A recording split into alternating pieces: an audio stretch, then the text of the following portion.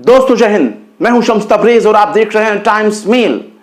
Hezbollah ने Netanyahu को कितना नुकसान पहुंचाया, हिजबुल्लाह ने नेतन्याहू की कितनी खाट खड़ी कर दी, हिजबुल्लाह ने नेतन्याहू के घर पर अटैक करने के बाद कितना ज्यादा दहशत में नेतन्याहू को डाल दिया, इसका अंदाजा आप इसी बात से लगा सकते हैं कि अब वो पूरी रिपोर्ट सामने आ गई है मीडिया में और खुद इजराइल की मीडिया बता रही है कि नेतन्याहू के घर को कितना नुकसान पहुंचा।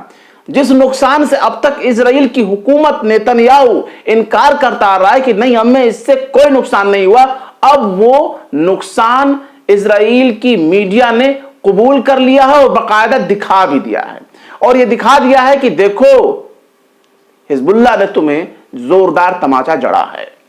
पर यहां हाल यह है कि नेतन्याहू और नेतन्याहू की हुकूमत यह मानने से इनकार कर रही है कि हमें कोई नुकसान नहीं हुआ, जबकि इसे आप इतनी आसान भाषा में समझ सकते हैं कि हिजबुल्लाह ने 2 कंटाप नेतन्याहू के कान के नीचे जड़ दिए हैं। हिजबुल्लाह ने 2 कंटाप नेतन्याहू के कान के नीचे जड़ दिए हैं। उंगलियों के निशान नेतन्याहू के गाल पर नजर भी आ रहा है, लेकिन नेतन्याहू कह रहे हैं कि हिजबुल्लाह ने हमारा कुछ नहीं उखाड़ा। हिजबुल्लाह की औकात ही नहीं है कि वो हमारा कुछ बिगाड़ सके, उसने हमें खराश तक नहीं दी। जबकि पूरी दुनिया को नजर आ रहा है कि नेतन्याहू के गाल पर जो निशान है वो हिजबुल्लाह के जरिए किए गए प्रहार का सबसे बड़ा सबूत है, साक्ष्य है, एविडेंस है। लेकिन नेतन्याहू के खिलाफ उन्हीं की मीडिया ने जिस तरीके से उनकी पोल खोली है, इन सब के बारे में जिक्र करेंगे। जिक्र हम ये भी करेंगे कि कैसे हिजबुल्लाह ने नेतन्याहू के घर पर शनिचर के रोज जो केसरिया में हमला किया था उसकी जिम्मेदारी कबूल कर ली है। उसने एक्सेप्ट कर लिया है कि हां उसने नेतन्याहू के घर पर हमला किया है और उसने इशारतन यह भी जाहिर कर दिया है कि यह कोई पहला हमला नहीं होगा, ना यह पहला हमला होगा, ना आखिरी हमला होगा। इस तरह के हमले वो बार बार करता रहेगा और इजराइल से इस मामले में कोई बातचीत नहीं करेगा, कोई नेगोशिएशन, कोई डायलॉग नहीं करेगा। सबसे गौर करने वाली बात यह है कि जैसा कि मैंने आपको बताया कि नेतन्याहू के गाल पर हिजबुल्लाह तमाचा जड़ा, लेकिन नेतन्याहू अपने निशान को छिपाने के बाद भी नहीं छिपा पा रहे। उसकी वजह है इजरायली मीडिया। इजरायली मीडिया ने बाकायदा जो वहां के मिलिट्री सेंसरशिप है उससे परमिशन लेकर, मिलिट्रीशिप चूंकि लागू है वहां पे, सेंसरशिप लागू है कि कोई भी अगर हमला होता है, कोई भी हादसा होता है तो उस चीज को कवर नहीं किया जा सकता, फोटोग्राफ नहीं लिए जा सकते, ना ही लेने के बाद उसे पब्लिक किया जा सकता, उसे पब्लिश नहीं किया जा सकता, दुनिया में मंजर-ए-आम नहीं किया जा सकता, क्योंकि वहां पर मिलिट्री सेंसरशिप लागू हो गई है जब से नेतन्याहू ने अपने ऊपर खतरा महसूस करना शुरू कर दिया। और यह खतरा तभी से शुरू हो गया, यह सेंसरशिप तभी से शुरू हो गया जब अप्रैल महीने में ईरान ने इजराइल के ऊपर हमला किया था। तब से लेकर अब तक यह सेंसरशिप लागू है जिसको तोड़ा नहीं जा सकता। लेकिन अब इजरायली मीडिया ने मिलिट्री सेंसर से परमिशन लेकर खबर छापी है। यह खबर हम आपको दिखा रहे हैं, इजराइल की मीडिया है टाइम्स ऑफ इजराइल, और टाइम्स ऑफ इजराइल ने अपने खबर में बताया है कि शनिचर को जो ड्रोन अटैक किया नेतन्याहू के घर पर उससे एक नुकसान हुआ है।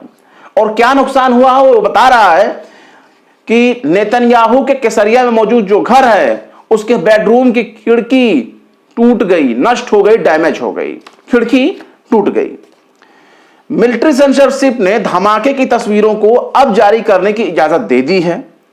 धमाके से शीशे टूट गए, केसरिया घर को कोई नुकसान नहीं पहुंचा। ये इजरायली मीडिया 2 तरह की बातें भी कर रही है। मतलब इजराइल की मीडिया ही इस तरह से बोल रही है कि भाई साहब हिजबुल्लाह ने हमला तो किया है, खिड़की टूट गई, घर को कोई नुकसान नहीं पहुंचा। अब ये कोई बताए कि घर की कोई ईंट भी अगर नुकसान हो जाता है, घर का कोई एक ईंट भी टूट जाता है और घर के ऊपर कोई खराश भी आती है तो उसे घर का नुकसान माना जाएगा कि नहीं माना जाएगा, ये इजराइल की मीडिया जनता को समझा भी रही है और ये बता भी रही है उसी बहाने कि देखो हम नेतन्याहू की भाषा बोल जरूर रहे हैं, लेकिन नेतन्याहू किस तरीके से अपनी खबरों को छुपाना चाहते हैं, सेंसर के जरिए खबरों को दबाना चाहते हैं, उसको भी वो जाहिर कर रहा है। तो क्लियर है कि नेतन्याहू के घर को नुकसान पहुंचा। इसके आगे देखिए और क्या क्या नुकसान हुआ। इजरायली मीडिया बता रहा है कि शनिचर के रोज नेतन्याहू के घर केसरिया पर जो हमला किया गया, उस हमले में उनका जो पूल है, स्विमिंग पूल है, वो भी नुकसान हुआ। यहां तक के जो टुकड़े हैं, उसके टुकड़े बाकायदा पूल के आसपास के इलाके में यार्ड में गिरे हैं। टाइम्स ऑफ इजराइल बता रहा है कि चूंकि घर का कांच बहुत मजबूत था और सुरक्षा की दृष्टि से उससे कोई नुकसान नहीं हुआ, कांच का डैमेज होना और उसके टुकड़े भी कई जगह बिखर गए, यानी जो खिड़की टूटी ड्रोन अटैक के बाद, उस खिड़की के कुछ टुकड़े, कांच के टुकड़े, जो कांच के टुकड़े हैं, वो कांच के टुकड़े नेतन्याहू के घर में मौजूद जो पूल है, स्विमिंग पूल है नहाने वाला, वहां गिरा, वहां की यार्ड में गिरा। आसपास के उस पूल के इलाके में जो खुला इलाका होता है, उस इलाके में भी वो गिरा। लेकिन इजराइल की मीडिया बता रहा है इस सब कुछ होने के बावजूद भी नेतन्याहू के घर को कोई नुकसान नहीं पहुंचा। अब ये किस तरह का नुकसान है आप समझ लीजिए। वो ये भी कह रहा है कि इससे कोई हताहत नहीं हुआ, क्योंकि नेतन्याहू की पत्नी घर पर मौजूद नहीं थी, और नेतन्याहू की पत्नी घर पर मौजूद नहीं थी, इसलिए कोई बड़ा नुकसान नहीं हुआ और कांच तक ही मामला सीमित रह गया। इसके साथ ही मंगल के ही दिन हिजबुल्लाह ने भी जो हमला किया है, उस हमले की पूरी जिम्मेदारी एक्सेप्ट कर ली है कि हां, उन्होंने यह हमला किया है।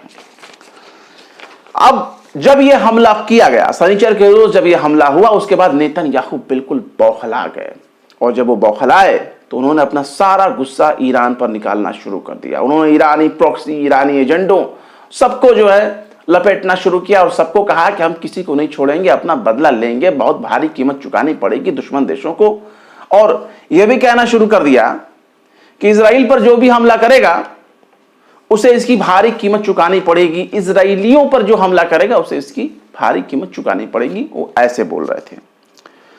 इसके अलावा एक नेटवर्क है, सऊदी अल हदत नेटवर्क ने मंगल के रोज सूत्रों के हवाले से दावा किया है कि इस हमले की जांच में इजराइल ने यह पाया है, बैरूत में ईरानी दूतावास है, उस ईरानी दूतावास के अधिकारी भी नेतन्याहू के घर पर जो हमला किया गया उस हमले में शामिल थे, उस हमले में शामिल थे। इसमें यह भी बताया गया है कि शनिचर के रोज जो लेबनान की तरफ से ड्रोन दागे गए, उनकी तादाद 3 थी, 2 को तो मार गिराया गया और 1 को ट्रेस नहीं किया जा सका, और वही शायद निशाने पर जाकर लगा है। इसमें यह भी बताया गया है, आईडीएफ के बयान के हवाले से बताया गया है, आईडीएफ के हवाले से, कि 2 ड्रोन को तो इन लोगों ने मार दिया, जो तीसरा ड्रोन गिरा वो सायरन अलार्म भी नहीं बजा सका। खतरे की जो घंटी होती है, सायरन बजती है जोर जोर से खतरे का, वो भी नहीं बजा। और उसके ना बजने का सीधा सा मतलब यह है कि इन लोगों ने इनके आयरन डोम को और एयर डिफेंस सिस्टम को बाईपास कर लिया। इजरायली मीडिया यह भी बता रहा है कि जो तीसरा ड्रोन नेतन्याहू के घर को निशाना बनाता है, उस ड्रोन को रेडार नहीं पकड़ पाया, वो रेडार से बिल्कुल गायब हो गया, जो नेतन्याहू के घर को हिट करता है। इसके अलावा अगर बात करें कि हिजबुल्लाह ने क्या बोला है, तो हिजबुल्लाह के बयानों पर आपको गौर करना चाहिए, क्योंकि हिजबुल्लाह ने बहुत बड़ी चेतावनी दी है। हिजबुल्लाह ने कहा है कि नेतन्याहू के घर पर जो हमला हुआ है शनिचर के रोज के सरिया में, हिजबुल्लाह उसकी जिम्मेदारी लेता है, और उसने इस बात को भी एक्सेप्ट किया है कि हां, हिजबुल्लाह के कुछ लड़ाकों को इजरायली सेना ने बंदी बनाया है, इजरायली सेना ने बंधक बना लिया है। यह बात हिजबुल्लाह एक्सेप्ट कर रहा है, यानी अपने होने वाले नुकसान को भी हिजबुल्लाह एक्सेप्ट कर रहा है, यानी एक ईमानदारी दिखाने की कोशिश कर रहा है। हिजबुल्लाह ने जो है मंगल के रोज जो उसका मीडिया दफ्तर है, उसके मीडिया दफ्तर के हवाले से इस बात को एक्सेप्ट किया गया कि हां, नेतन्याहू घर पर जो किया गया हमला था वो हिजबुल्लाह के जरिए अंजाम दिया गया था। बाकायदा जो उसके मीडिया चीफ हैं मोहम्मद अफीफ, उन्होंने प्रेस कॉन्फ्रेंस करके कहा कि हिजबुल्लाह ने केसरिया ऑपरेशन और नेतन्याहू के घर को निशाना बनाने की जिम्मेदारी ले रहा है। हिजबुल्लाह के मीडिया चीफ ने यह भी कहा, बाकायदा इशारे के तौर पर कहा, कि भविष्य में भी इसी तरह के हमले और किए जा सकते हैं, यानी यह हमला ना तो पहला था ना आखिरी है। और हिजबुल्लाह यह समझाने की कोशिश कर रहा है कि अभी तो यह सिर्फ शुरुआत है, घबराने की जरूरत नहीं नेतन्याहू बाबू, आपके घर पर, आपके परिवार पर, आपके शहर पर और खुद आप पर वो यही दिखाने की कोशिश कर रहा है कि आपका पूरा सिस्टम, पूरा इकोसिस्टम, पूरी फैमिली, पूरी की पूरी आपकी कैबिनेट हिजबुल्लाह के निशाने पर है। ये इशारतन आप उसकी भाषा को डिकोड करके समझ सकते हैं। इस तरह की बातें मोहम्मद अफीफ ने, जो कि हिजबुल्लाह के मीडिया एडवाइजर या मीडिया चीफ कह लीजिए, मीडिया प्रमुख कर लीजिए, उन्होंने इन सब बातों को दोहराया है। और उसने ये भी कह दिया है हिजबुल्लाह ने कि जब तक जंग जारी रहेगी, जब तक ये लड़ाई चलती रहेगी, तब तक इजराइल के साथ नो नेगोशिएशन, नो डायलॉग, ना तो नेतन्याहू और इजराइल से कोई बातचीत होगी और ना इस मामले में कोई समझौता किया जाएगा। उसने बिल्कुल क्लियर कर दिया है। वहीं अगर गौर किया जाए, सबसे अहम चीजों पर अगर आप गौर करें तो बाकायदा अमेरिका के विदेश मंत्री एंटनी ब्लिंकन जेरूसलम पहुंच चुके हैं और जेरूसलम पहुंच करके वो नेतन्याहू यानी प्रधानमंत्री नेतन्याहू से वो मुलाकात करते हैं और वो उसको समझाने की कोशिश करते हैं कि नेतन्याहू बाबू देखो, अब तो हमास का प्रमुख, हमास का चीफ यहया सिनवार, वो तो अब नहीं रहा। यहया सिनवार को तुमने मार दिया, अब इसका फायदा उठाओ और फायदा उठाते हुए अपने बंधकों को वहां से छुड़ाने की कोशिश करो, अपने बंधकों के लिए समझौता करो और सीज फायर तक इसे डील करो, सीज फायर के जरिए डील करो और अपने बंधकों को वहां से सकुशल छुड़ा लो। और इस तरह की बातें उन्होंने कही और ये भी इशारा, और इस बात को भी इन्होंने दोहरा दिया कि जो गाजा में मानवीय सहायता बंद है, घेराबंदी है, उसको थोड़ा ढिलाई दो, वहां मानवीय सहायता पहुंचने देना चाहिए। ऐसा वो इजराइल से बाकायदा रिक्वेस्ट कर रहे हैं, निवेदन कर रहे हैं। लेकिन अब गौर करने वाली बात यह है कि इजराइल को तो ये चाहें तो बाकायदा हुक्म सुना सकते हैं कि भाई देख नेतन्याहू, हम तुझे हथियार नहीं देंगे, तुझे फौरन सीज फायर करना होगा, गाजा में ह्यूमैनिटेरियन एड आपको पहुंचाना होगा, मदद जानी देनी पड़ेगी, जो मदद विदेशों से भेजी जा रही है, यूएन के थ्रू भेजी जा रही है, दूसरे देशों के जरिए मदद भेजी जा रही है, खाना पानी, भोजन, कपड़ा, दवाइयां, सर्जिकल इक्विपमेंट, इन सारी चीजों को इजराइल ने रोक रखा है, नेतन्याहू ने रोक रखा है और इन सारी चीजों को नेतन्याहू ने गाजा के भीतर जाने पर रोक लगा रखी है, जिसकी वजह से वहां मानवीय संकट हो गया है कि किस तरीके से वहां लोगों को मदद की जाए, जिंदा रहने के लिए उन तक राशन पानी, खुराक पहुंचाया जाए। और अस्पतालों के बिना, दवाइयों के बिना, बिना सर्जरी, बिना ऑपरेशन, बिना इलाज मरीज तड़प तड़प कर फलस्तीनी बेचारे जो हैं वो मारे जा रहे हैं। तो उनके लिए दोनों तरफ से मौत मंडरा रही है। अस्पताल जाएं तो वहां इलाज नहीं, वहां भी मौत। और अगर वो छत के बाहर हैं, खुले आसमान में हैं, तो भी खुले आसमान में भी उन पर इजराइल बमबारी कर रहा है, हलाक कर रहा है, लगातार हलाक कर रहा है। हालत ये हो गई है कि वो लेबनान को भी नहीं छोड़ रहा। लेबनान के तो बाकायदा एक हॉस्पिटल पर उसने हमले करने का बिल्कुल अलर्ट जारी कर दिया है और कह दिया है कि उसके बेसमेंट में हिजबुल्लाह के टनल हैं।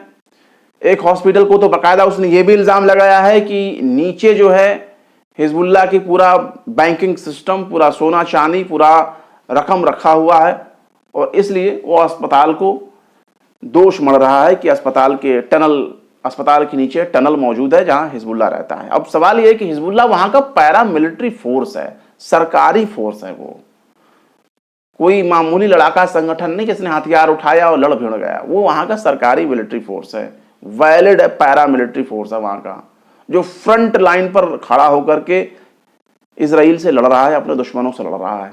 और वो इतना पावरफुल है कि उसे छिपने की जरूरत नहीं है। जो मिलिट्री फोर्स, जो पैरा मिलिट्री फोर्स हिजबुल्लाह इस बात को एक्सेप्ट कर रही है कि उसके सैनिकों को, उसके सोल्जर्स को इजराइल के सोल्जर्स ने बंधक बना लिया है। इसको आप क्या समझते हैं? कम से कम एक ट्रांसपेरेंसी कहीं तो बाकी है कि एक देश की पैरा मिलिट्री फोर्स वो एक्सेप्ट कर रही है कि हमारे लोगों को बंधक बनाया गया और नेतन्याहू और इनकी फौज मासूम लोगों पर बमबारी कर रही है, एयर स्ट्राइक कर रही है और उनकी जान ले रही है। कहां से इसमें ईमानदारी देखी जाए? ये निहायत ही गिरी हुई हरकत है। जिस तरह से अस्पतालों पर बमबारी करने की कोशिश हो रही है, अस्पतालों के आसपास एयर स्ट्राइक की जा रही है, लोगों को मारा जा रहा है और अब तक 63 लोग हलाक हो चुके हैं, 63 लोगों की मौत हो चुकी है। ये बीते 24 घंटे के दौरान के बाद में बात कर रहा हूं, जो हालिया अटैक किए गए हैं उसमें 63 लोगों की मौत हुई है। और अब तक जो है जो टोटल लेबनान में जो लोग मरे हैं उनकी तादाद है 2530, यानी 2500 से ज्यादा लेबनानी अब तक हलाक हो चुके हैं इजराइल के हमले में। और ये आम लोग हैं जिनको इजराइल हलाक कर रहा है, मार रहा है, और कहता है, एक बहाना कर देता है कि भाई साहब हम तो हिजबुल्लाह से लड़ रहे हैं। जबकि हिजबुल्लाह से आमने सामने की जंग का यह हाल है कि इनके सैनिक टिक भी नहीं पा रहे हैं। मंगल के रोज ही आईडीएफ ने अपने बयान में कहा है कि नॉर्दर्न जो इजराइल है, उत्तरी इजराइल, उसमें बाकायदा हिजबुल्लाह ने रॉकेट अटैक किया और इस रॉकेट अटैक में उनका एक इजरायली रिजर्व सैनिक की मौत हो गई। और ये रिजर्व सैनिक कौन सा है? जो इजरायली सेना यानी आईडीएफ से वो रिटायर्ड हो चुका है, उसको रिजर्व सेना के तौर सैनिक में शुमार किया गया था, शामिल किया गया था, और रिजर्व सैनिक के तौर पर वो जाकर के लेबनान में लड़ने की कोशिश कर रहा था। लेकिन लेबनान के हिजबुल्लाह ने उनको मार गिराया। इसके साथ ही जो उसने हमला किया, हिजबुल्लाह ने रॉकेट हमला किया, उस रॉकेट हमले में 3 और सैनिक भी घायल हो गए हैं इसराइल के। तो ये लेटेस्ट अपडेट है जो मैं आपको सुना रहा हूं। इसके साथ ही अमेरिका का जो रक्षा सचिव हैं, अमेरिकी रक्षा सचिव लॉर्ड ऑस्टिन, उन्होंने अपने एक बयान में कहा है कि जो इजराइल को दिया गया एयर डिफेंस सिस्टम है, अमेरिका का सबसे पावरफुल एयर डिफेंस सिस्टम, उसका नाम है थाड, THAAD, थाड।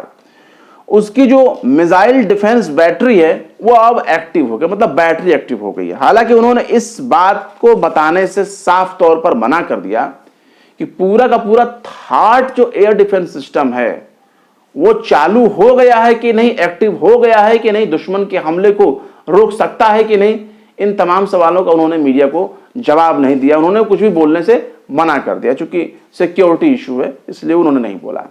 लेकिन अगर गजा की बात की जाए तो गजा के भीतर हालात बहुत अच्छे नहीं हैं। गाजा के भीतर चूंकि घेराबंदी में वो लोग जी रहे हैं, उन तक कोई मदद पहुंच नहीं रही है, राशन पानी नहीं है, दवाइयां नहीं है, सर्जिकल इक्विपमेंट नहीं है।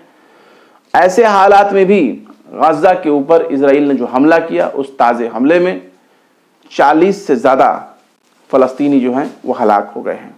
और बीते 48 घंटों की अगर बात की जाए तो गाजा के हेल्थ मिनिस्ट्री के मुताबिक बीते 48 घंटे में 115 फलस्तीनी मारे गए। इसके साथ ही 487 फलस्तीनी घायल हैं जिनका इलाज चल रहा है। और टोटल यानी मंगल के रोज तो टोटल डेथ रेशियो है, मारे जाने वाले फलस्तीनियों की जो तादाद है 7 अक्टूबर से लेकर अब तक, उसकी तादाद जो है वो 42,718 है। कितना आसान लगता है ये नंबर बताने में कि 42,718, लेकिन ये वो लोग हैं जो अब इस दुनिया में नहीं रहे, ये उनकी नंबरिंग है। इसके अलावा 1 लाख का आंकड़ा पार हो चुका है घायलों का।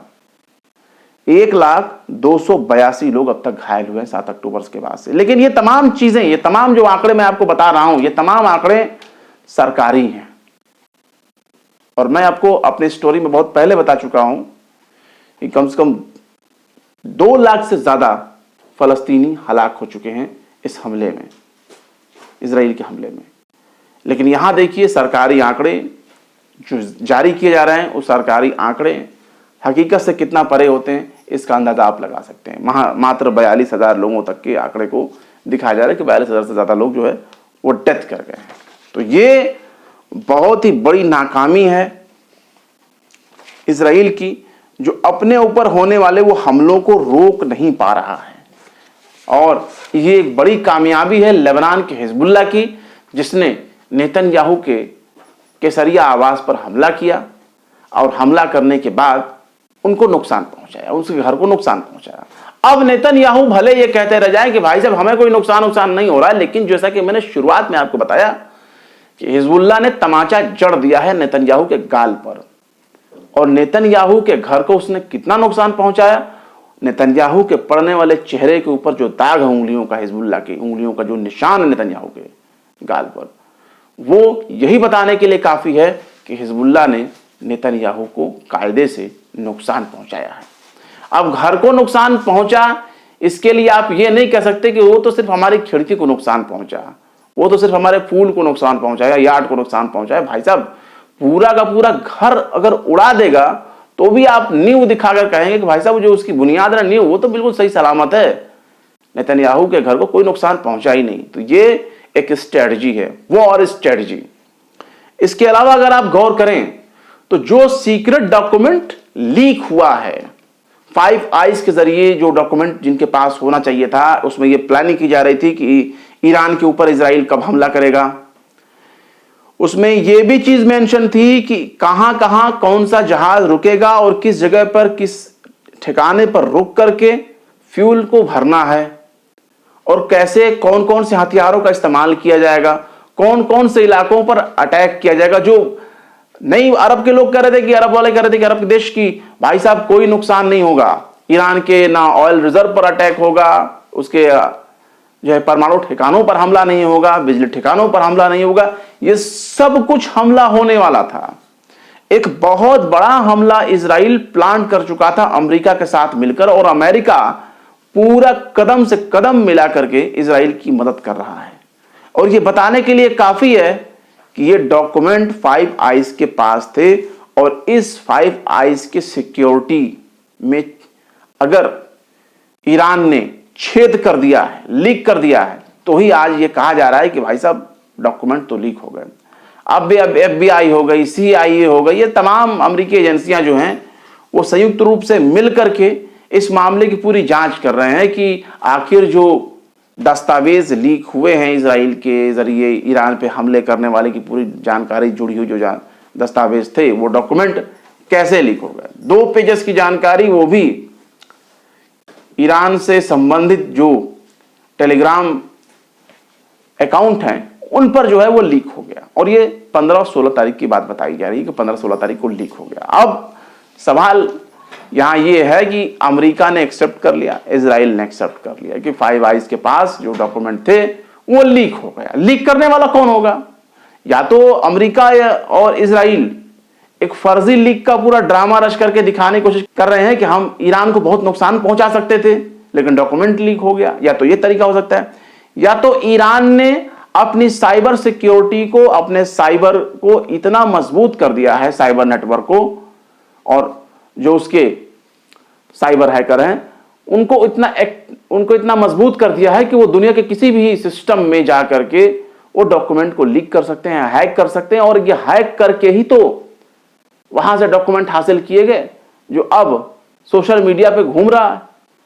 यानी कि ईरान ने इतनी मजबूती हासिल कर ली है कि वो पश्चिमी देशों के नाक में दम कर सकता है। ना सिर्फ नाक में दम कर सकता है बल्कि उनके सिस्टम में, उनके साइबर में, उनके साइबर सिस्टम को पूरा फेल कर सकता है, और वहां अपने किसी भी कांड को, मंसूबे को अंजाम दे सकता है। फिलहाल क्या कहेंगे, नेतन्याहू के घर पे जो हमला हुआ और हिजबुल्लाह ने जो कबूल किया, यहां तक कि नेतन्याहू के घर के चीजों को नुकसान पहुंचा, इन तमाम मामलों को लेकर के आप क्या कहना चाहेंगे? अपनी राय कमेंट बॉक्स में जरूर बताएं।